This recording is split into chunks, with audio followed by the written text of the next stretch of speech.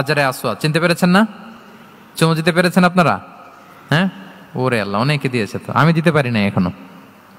ওখানে যে ভিড় থাকে, ওই ধাক্কা ধাক্কি করে মনে হয় যে না, হজ বা উমরার যে মূল এসেন্স বা স্পিরিট ওইটা বোধহয় নষ্ট হয়ে যায়।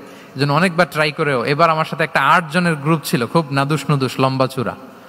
তো বলতেছে শায়েক আপনার কোনো টেনশন করা লাগবে না, আসেন। তো ওরা যে যেরকম ধাক্কা ধাক্কি শুরু করছে ওইটা দেখি আমার আর সাহস হয় নাই। বলছে যে ভাই আমি মাফও চাই, দোয়াও চাই, আমার করা লাগবে না, ওই দূর থেকে ইশারা দিলেই হবে।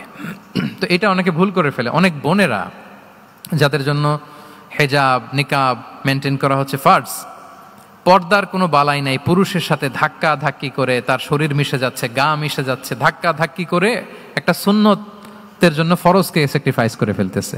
মানে ফোকাস ঠিক নাই আর কি, কোথায় যে কোনটা করতে হবে ওইটাই ভুলে গেছে।